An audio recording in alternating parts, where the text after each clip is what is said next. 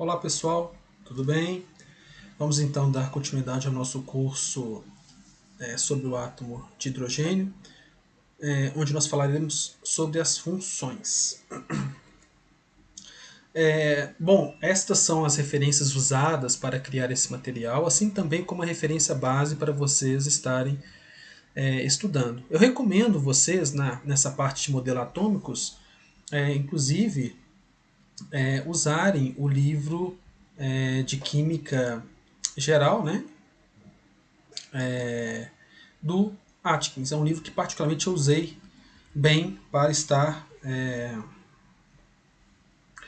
preparando o conteúdo de modelos atômicos. Bom, esta aula, os direitos são todos, né, da UFES. Nós não temos fins lucrativos, o objetivo é apenas seguirmos com o nosso curso online chamado de EARTE, durante esse período de pandemia. Logo, esse conteúdo ele não pode ser de maneira alguma passado adiante, seja pelo seu link do YouTube, seja pelos slides ou qualquer outro produto desse material. Bom, então nós já vimos que nós, com a mecânica quântica, nós temos então a solução da equação de Schrödinger,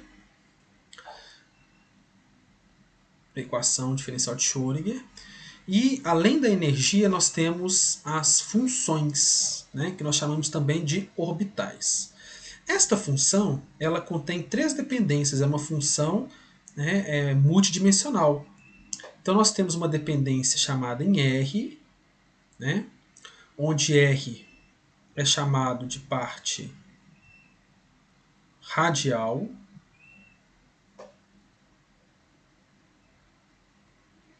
Nós temos uma dependência em θ, que é uma dependência θ, que seria basicamente esse ângulo aqui. Seria uma dependência assim como o φ, seriam dependências angulares.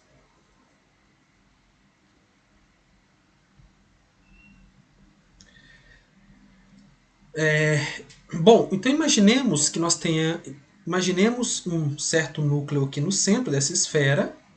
Aqui é o eixo Y, aqui é o eixo X e aqui é o eixo Z. Digamos que este pontinho preto aqui seja o elétron, numa certa distância r do núcleo. O movimento radial, na verdade, ele é um movimento que fica fazendo como se fosse ida e volta, ida e volta, ida e volta. Esse é um movimento considerado como um movimento radial. Ele fica fazendo ida e volta. Então, seria um movimento, por exemplo, do elétron estar, por exemplo, indo e vindo, nessa direção e sentido. Claro que ele pode mudar de acordo com a angulação. Bom, um outro ponto é o ângulo φ. Então, dado que nós temos esta reta ou esse vetor, esse ângulo φ seria esse ângulo aqui, ó. Ou seja, esse ângulo em torno, que é o ângulo φ, seria um ângulo em torno do eixo Z, seria em torno do eixo Z, seria essa não em torno, mas ele estaria nessa angulação como mostrado aqui na figura. E o θ é esse ângulo que vai estar como se fosse nessa projeção, indo saindo do plano XY, ele vai estar subindo. Então esses são os ângulos. E, na verdade, θ, φ e r é como se fosse coordenadas, são coordenadas, como se fosse, na verdade, GPS. Então, r, θ e φ são coordenadas.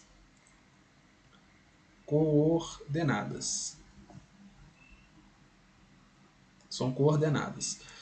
Em outras palavras, são, entre aspas, claro, todo mundo conhece os GPS, são GPS da posição eletrônica. em outras palavras. Ok? Então, essa função de onda, ela tem uma parte radial e uma parte angular. A parte radial, a gente pode separar, vai ser uma função específica, chamada de função de onda radial. E nós temos a angular, chamada de função de onda angular, ou também chamado de harmônicos esféricos.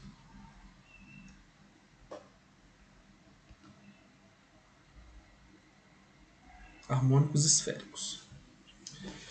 Bom, então definido isso, essas funções elas têm formas. Por exemplo, né, elas têm formas, por exemplo, de exponencial, né?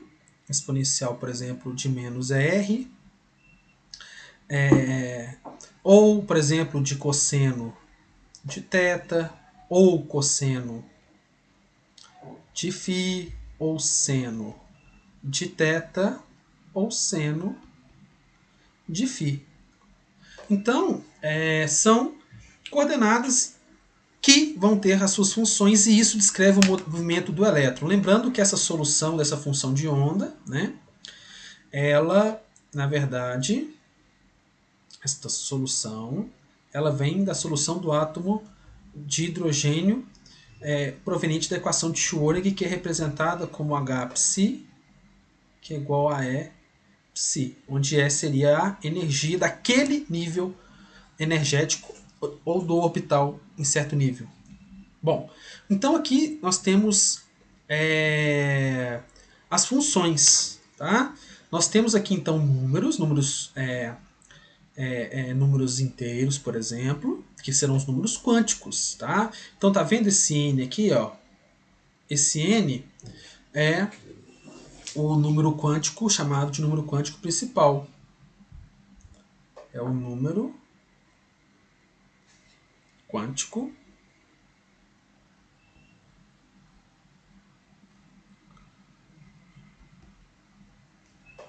principal.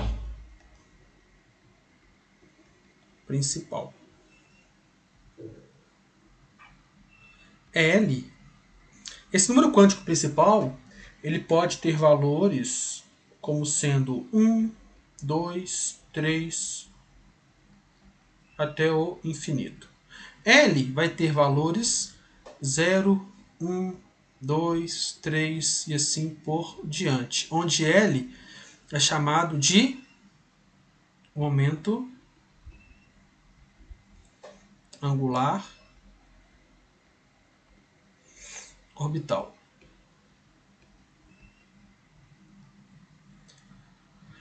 Momento angular orbital. Então, geralmente o N está relacionado com a parte radial e o L e o ML estão relacionados com a parte angular. Então, nós temos ainda o ML.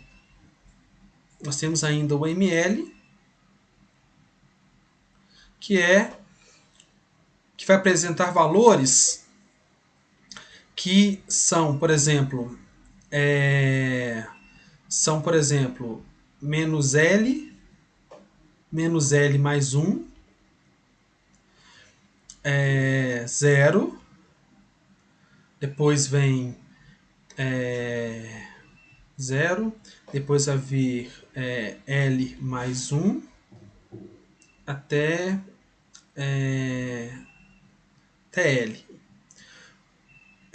Então esses seriam os valores permitidos de ML. Ou seja, o ML está relacionado com L.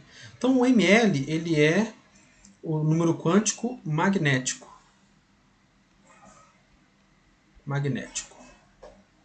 Então nós temos aqui já 3 números quânticos. Ficou faltando apenas um, que é o de spin. Então nós temos o número quântico N, que é o número quântico principal, L, que é o momento angular orbital, e nós temos o número quântico ML, que é o número quântico magnético. São 3. Está faltando agora o de spin e o momento magnético de spin, que nós veremos em breve. Mas ainda, continuando essa parte, nós temos aqui as formas, né? Então, quando N, nesse caso aqui, Quando o n é igual a 1 e o L é igual a 0, a função Rn, tá? A função Rn vai ter essa forma, né? Nesta parte, nós temos apenas dependências em R. Nós não temos dependências em θ e em φ. Então, ou seja, essa função, na verdade, ela vai ter o quê? Ela vai ser um valor A0 é constante, Z é o número atômico, no caso do próton, né? O número atômico do átomo de hidrogênio. Nós temos o Z que a gente já falou, temos o R. Então, é uma função exponencial, simples assim como vocês já viram no curso de cálculo. Quando nós temos, no caso, o L igual a 0, né, nós vamos ter o ml também igual a 0 e a contribuição seria essa. Então, quando nós temos N igual a 1, L igual a 0, ml igual a 0, a nossa função psi, ela vai ter qual forma? Ela vai ter uma forma que vai ser a multiplicação como psi é igual a R vezes Y. Psi, nesse caso, vai ser igual ao quê? Vai ser igual a 2 Z a 0 elevado a 3 meios exponencial de menos Z R dividido por A0 multiplicado por 1 dividido por 4π elevado a meio. Porque eu multiplico essa parte radial com essa parte angular. Então, outro exemplo é quando nós tivermos...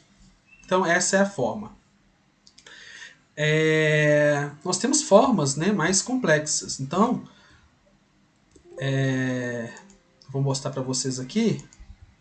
Por exemplo, se nós tivermos aqui ó, o n igual a 3. O n igual a 3, por exemplo, né?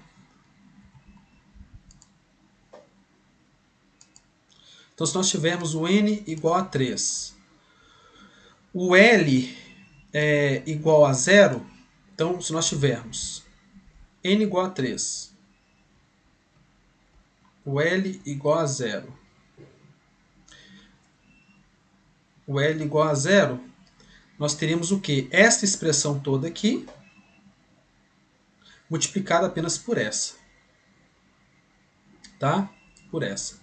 Se nós tivéssemos, no nosso caso, o L igual a 1 e o ml igual, por exemplo, a x, ou menos 1, por exemplo, que, como nós veremos, a gente pode chamar os números quânticos ml de x, y, z, por exemplo. Né? Se nós tivermos essa configuração chamando esse x aqui de menos 1, esse y de 0 e esse z de 1, de 1, né? Menos 1, que é o x, 0, y, e o z igual a 1, nós teríamos qual que é a expressão? Né? Seria essa expressão aqui, que o n é igual a 3, multiplicado por qual parte? Por essa expressão aqui, ó, L igual a 1, o ml igual a menos 1, então seria multiplicado por essa parte aqui. Ó. Essa seria a função de onda com esses três números quânticos. Então, lembrando que nós teríamos aqui vários valores de R, Z e tal, né, as suas constantes, né, e o valor de seno de θ, cosseno de φ. Tá? E assim por diante. Este orbital aqui, ó, a gente vai estudar em breve, ele seria o quê? Né? Ele seria, na verdade, ele seria, por exemplo, um orbital do tipo px, 3px. 3px. Lembrem lá da distribuição de Linus Pauling? E é aí que nós vamos começar a entender a distribuição de Linus Pauling.